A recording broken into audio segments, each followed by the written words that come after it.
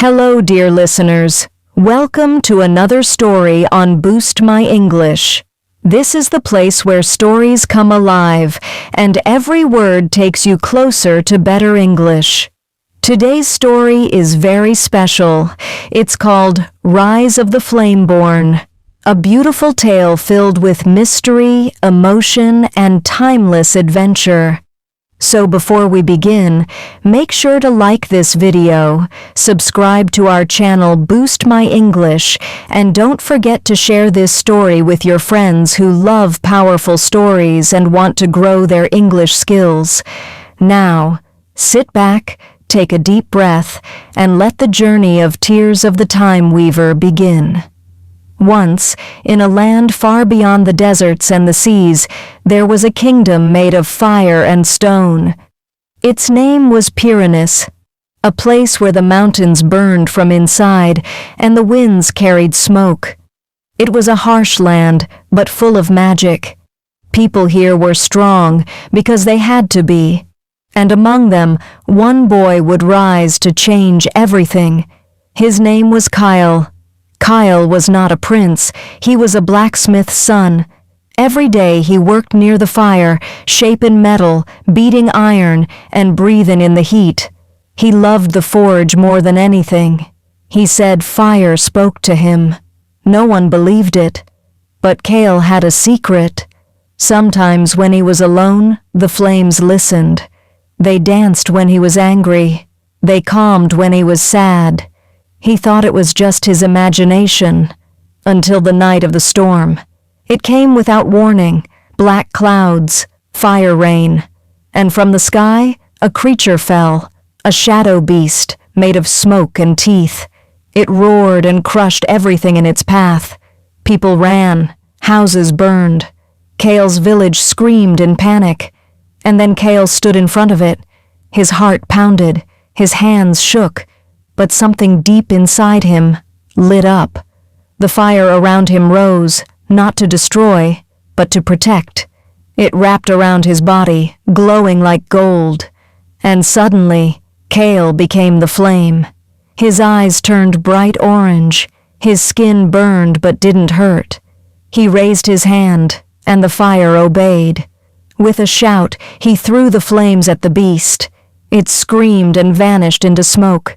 The villagers stared at him, some afraid, some amazed. Kyle collapsed, the power fading. When he woke up, an old woman was sitting beside him. Her name was Leora, and she was the last fire seer. "You are Flameborn," she said quietly. "What does that mean?" Kyle asked. "It means you are the last hope of this land." She told him stories of an ancient order of warriors who could speak to fire, who once protected Pyrenees from evil.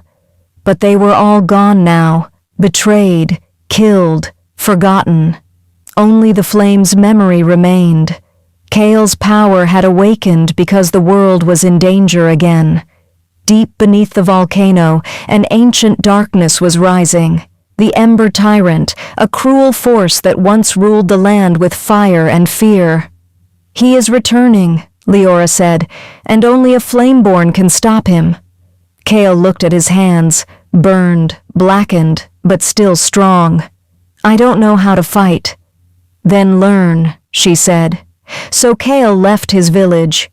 He said goodbye to his father, to the forge, to the simple life he knew. With Leora guiding him, he began a journey across the burning lands to find the old scrolls, the lost blades, and the truth about what it really meant to be Flameborn.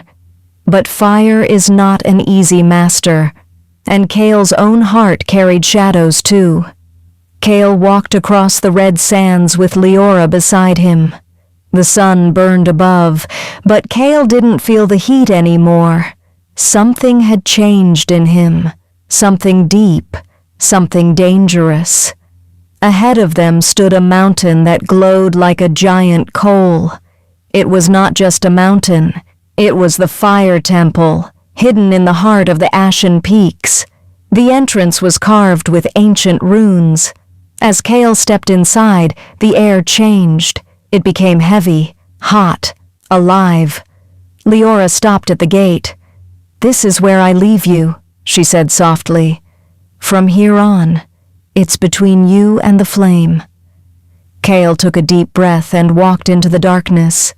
Inside, he met the fire monks, silent, serious men and women in red robes with eyes like burning stones.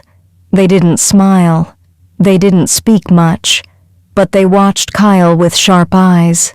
The leader of the monks was Master Ronin, an old man with a scar across his face and a voice like thunder. "You are not ready," Ronin said the moment he saw Kale. Kale stood tall. "I want to learn. Wanting is not enough. Fire does not care about your dreams, it cares about your truth." And so, the training began. Kale was thrown into the fire pits, literally. He had to walk across burning coals, lift hot metal with his bare hands, and sit in the middle of lava rooms while focusing his mind. Every step hurt. Every day broke him. But Kale didn't stop, because every time he closed his eyes, he saw the beast from that night, and he knew it was just the beginning. He also met others in the temple, Talia, a quiet girl with a sharp tongue and faster feet, Bran, a big strong boy who didn't like Kale at all. They called him Forge Boy and laughed when he failed, but Kale pushed forward. One night, Ronin called him to the sacred hall. "It's time," he said. Kale followed him into a room where a single sword floated in the air. It was red, glowing, and wrapped in flame. "This is your first trial," Ronin said. "Touch the blade and face the fire inside you." Kale reached out. The moment his fingers touched the sword, his body locked.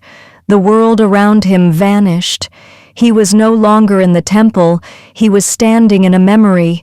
He saw his mother, her face, her voice, the way she held him as a child, and then he saw her die, burned in a fire that had destroyed their old home.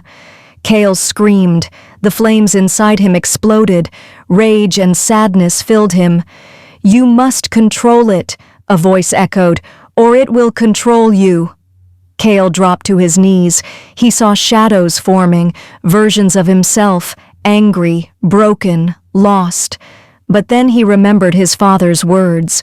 "Fire can destroy, or it can build. The choice is yours." He stood up. He reached for the sword again. This time the fire welcomed him. The blade glowed brighter and flew into his hand. The trial was over. Kale collapsed, breathing hard, but alive. When he woke up, the monks stood in a circle around him. Even Ronin looked impressed. "You faced your pain," he said, "and you chose light." Kale had passed.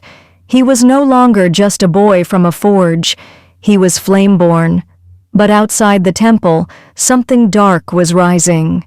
The Ember Tyrant had sent his shadow riders across the land, hunting for the one who had awakened the ancient fire. And they were getting closer. Kale stood at the gates of the fire temple, the sacred blade at his side. His red cloak moved with the wind, and his eyes were sharper now, like burning coals waiting to spark. Master Ronin placed a hand on his shoulder. "Your training is not finished," he said, "but the world cannot wait. Pyranus needs the Flameborn now." Kale nodded. "What do you want me to do?" Ronin handed him a scroll. "There is a village to the east, Virelia. The Shadow Riders attacked last night. Survivors are hiding in the old mines. Go, help them." Kale took the scroll, bowed, and left the temple with Talia by his side. Yes, Talia had chosen to join him. "You'll die alone," she said before they left. "So I'm coming to watch your back, or maybe just to laugh when you fall." Kale smirked. "Fair enough." Together, they crossed the burning valleys, the flame blade glowing faintly at Kale's hip. Every night, they lit small fires and trained under the stars. Talia taught him how to fight in silence, how to move in shadows, how to listen to danger before it made a sound. Kyle learned fast, but his dreams grew darker. He saw shadows pulling at him, voices calling him King of Ashes, a crown made of flame and sorrow, and somewhere in the dark, eyes watching him. After 3 days, they reached Varelia.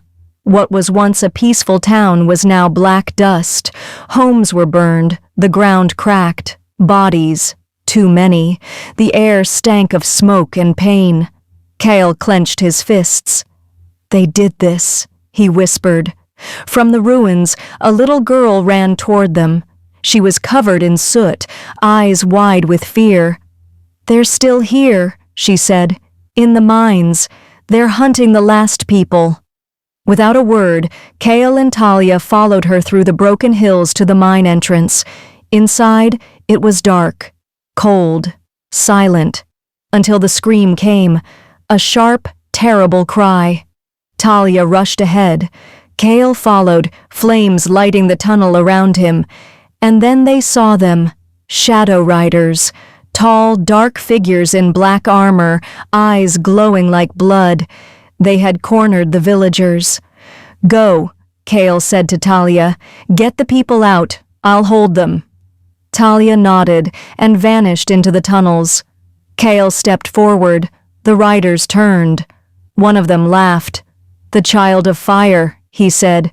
"You bleed like the rest." "Maybe," Kale said, "but I burn more." He pulled the flame blade.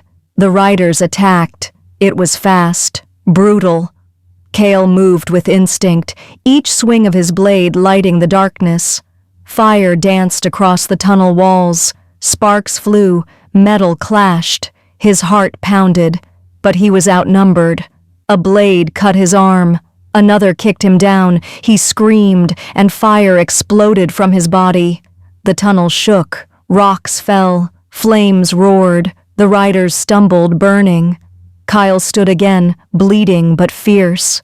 One rider remained. This one wore red armor, different from the rest. His voice was calm. "You are not ready, Flameborn," he said, "but soon the tyrant will rise, and when he does, your fire will belong to him."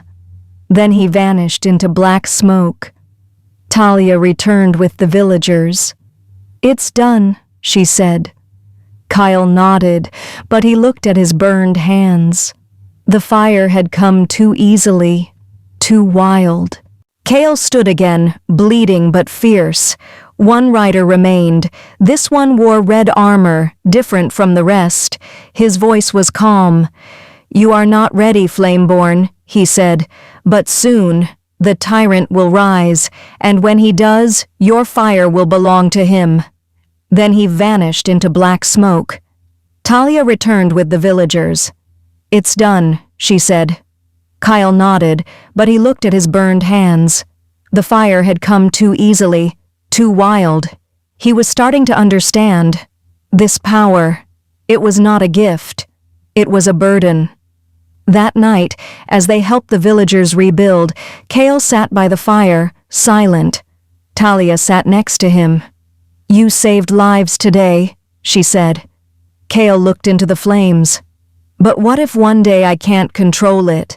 What if I become the thing I fight?"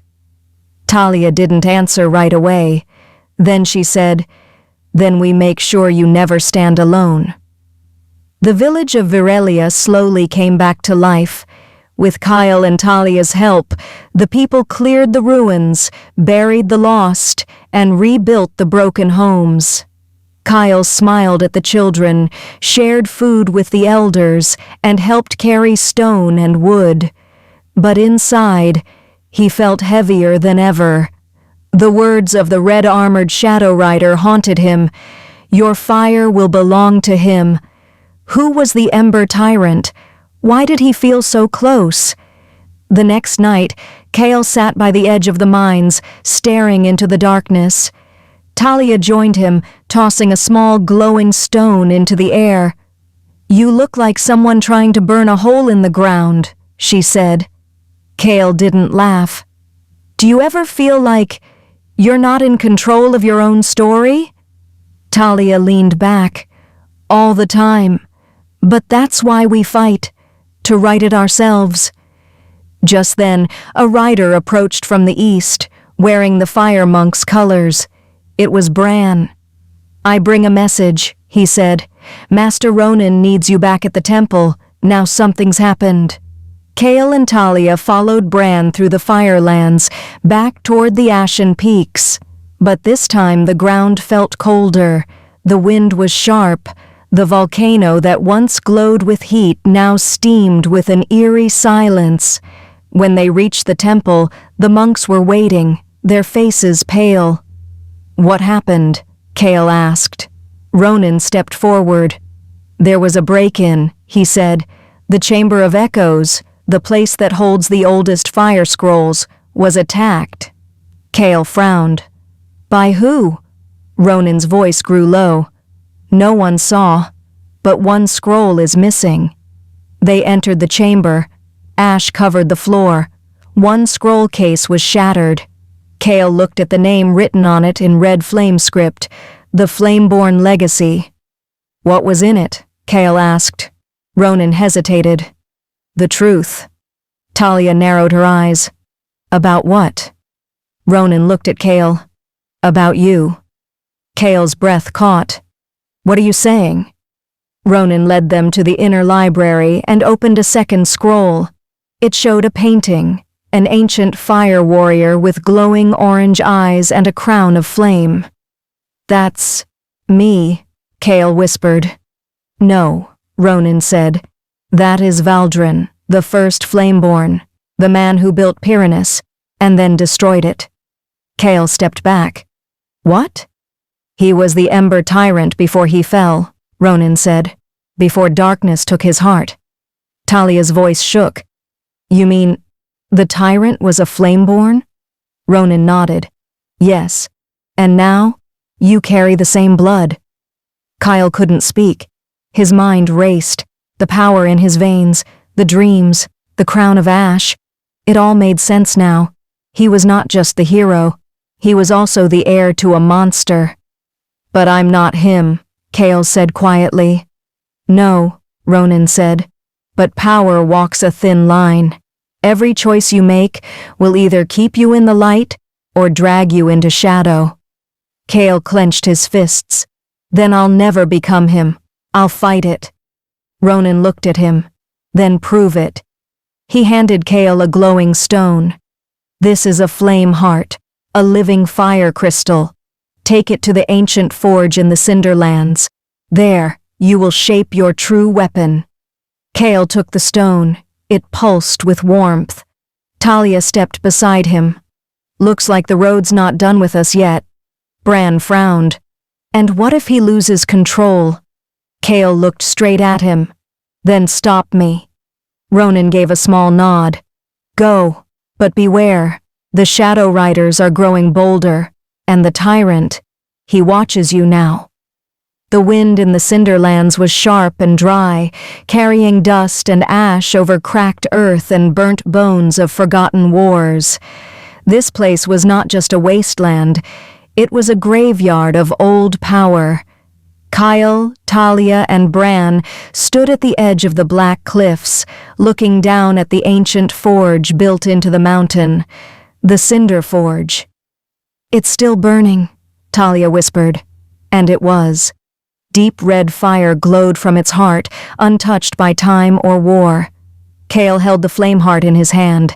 It pulsed like a heartbeat, hot, alive, dangerous. Ronan's words echoed in his mind. Shape your weapon. Shape your fate. They entered the forge. It was silent, except for the deep rumble of lava flowing beneath. Massive stone tools floated in the air, moved by unseen forces. Fire spirits watched from the shadows, ancient protectors of the forge. A stone altar rose at the center. Kyle placed the flame heart on it. Instantly, fire roared up around him, his mind filled with visions, his past, his mother, the beast, the temple, the rider in red, and above all, Valdrin, the first Flameborn, and now the tyrant. Cale cried out but stood tall. "I'm not him," he shouted. "I'll never be him." The fire calmed, and then it waited. "Now," Bran said, "strike, shape your weapon." Cale raised the hammer, but before he could bring it down, Bran grabbed his wrist. "What are you doing?" Cale growled. "I'm sorry," Bran said, "but you can't be trusted." Talia stepped forward. "Bran, don't." "I saw it in his eyes," Bran snapped. "The fire's already eating him." He pulled out a small stone. It was dark and cold, a frost core. "I brought this from the ice monks. They warned me. If he finishes the weapon, the tyrant will rise again. I won't let that happen." He threw the frost core onto the forge. A blast of freezing wind exploded outward, killing the flames. The forge died. The flame heart cracked. Cale fell to his knees, clutching his chest.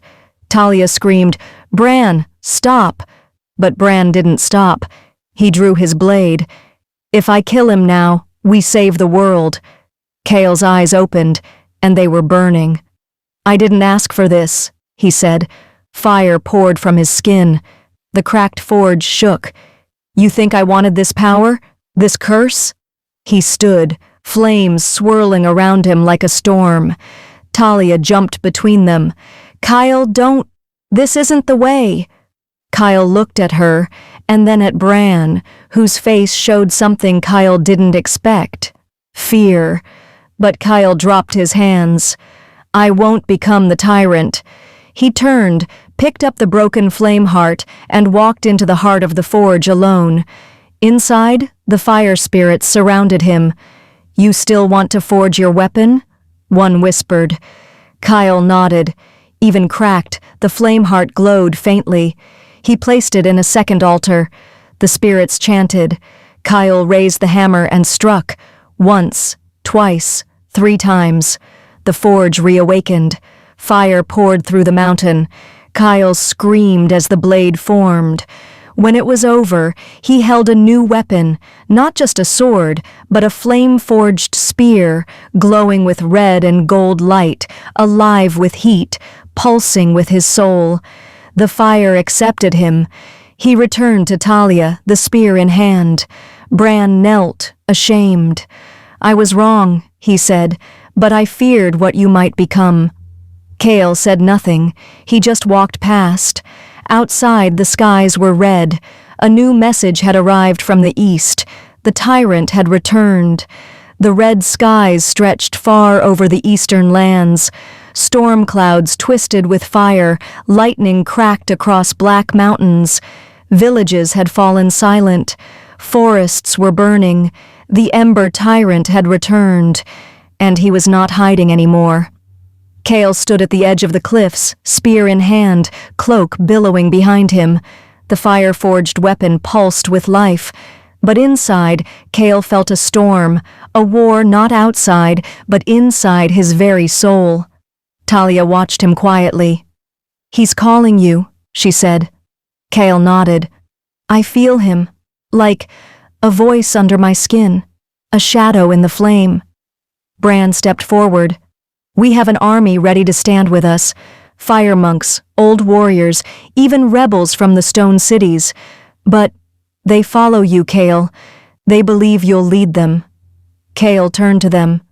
"I'm not a king," he said. "You are now," Talia replied. They marched east for 2 days, and at the ash plain, the battlefield waited. Smoke covered the horizon, and there, atop a black throne of fire and ash, stood Valdrin, the Ember Tyrant. He wore a crown of molten gold. His eyes burned like twin suns. His voice echoed across the plain. "Cale, my blood, my shadow, come." Cale stepped forward alone. "Why me?" he shouted. Valdrin smiled. "Because you are me. You hold my fire, my rage, my legacy." Cale gripped his spear. "I'm not your legacy. I'm your end." Valdrin laughed. "Child, you are barely born. Do you know where your fire comes from?" Kale paused. Valdrin pointed to the mountain behind him. Your mother was my last creation, the last Flameborn I shaped before I fell. She ran from me, hid you, but you were always meant to return to me. The fire in you, it is mine. Kale's knees weakened. No, she was nothing like you. She was stronger than me, Valdrin said. That's why she had to die. Kale's eyes went wide. Rage filled his chest. You killed her? Valdrin nodded. To break you, to set the fire free. The storm inside Kale broke. He charged. The battlefield exploded into chaos. The armies clashed. Fire against shadow, spear against sword, scream against scream. Kale met Valdrin in a storm of flame. They fought like gods. Each blow shook the earth. Kale's spear danced with golden light. Valdrin's sword bled fire. Talia fought through the shadows, cutting a path to Kale's side, but the tyrant was too strong. With one hit, he knocked Kale to the ground. Accept it, Valdrin said. You are me. Kyle lay there, fire burning through his skin. His heart raced, and then he remembered his mother's voice, the villagers he saved, Talia's hand on his shoulder, the people who believed in him. He was not just fire, he was choice. Kale stood, and he did something the tyrant never expected. He threw his weapon aside. I am not you, Kale said, because I have something you never had, a reason to fight for others. He placed his hand on the ground, and the fire responded, but this time, it didn't rage. It calmed. Golden fire rose around him. It didn't burn. It healed. Talia and the others felt it too. Their wounds faded. The light pushed back the shadows. Kyle walked forward, fire in his eyes. Valdrin screamed. What have you done? Kyle whispered. I've forgiven myself. And then he struck. With his bare hand, he touched Valdrin's chest. The fire inside the tyrant shattered. He collapsed, turning to ash. The sky cleared. The war was over. Kale fell to his knees. Talia caught him. You did it, she whispered. Kale looked up. Number we did. The battlefield was quiet. Ash floated in the air like soft snow. The once mighty throne of the tyrant had melted into the ground, and the sky, after many years, was finally clear. Kale stood at the center, still glowing with the golden flame, but his eyes were tired. His heart felt heavy. He had won the war, but at a cost. Talia came beside him. She didn't say anything, just placed her hand on his. Around them, the warriors and people gathered. Fire monks, villagers, children. Those who had once feared the fire now looked at Kale with hope. Bran stepped forward. You proved us all wrong. You controlled the flame. You became its master. Kale shook his head slowly. I didn't master the fire. I understood it. They burned the tyrant's black banner in silence. No cheers, no songs, only the soft crackle of flames and the whisper of wind. Weeks later, Kale returned to his mother's village, the same place where the fire had first awakened inside him. The children ran to him with wide eyes. Flameborn, will you show us fire magic? Kale smiled. He lit a small golden flame in his palm and shaped it into a bird. The children clapped with joy, but Kale didn't stay long. He walked into the deep forest where his mother once sang to him. He sat by a tree, closed his eyes, and whispered, I did it, Ma. A warm breeze passed his cheek, as if the forest itself had heard him.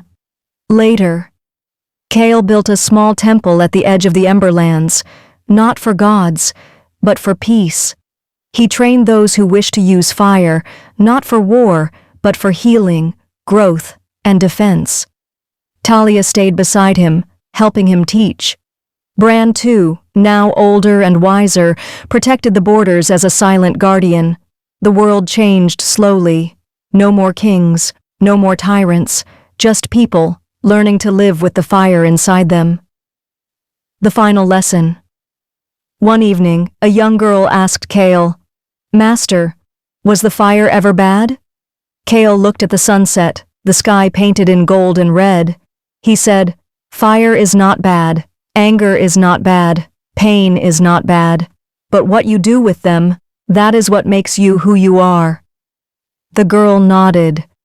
Kale smiled. "Remember," he said softly, "you are not born a hero. You become one when you choose to rise, even after you burn." The end.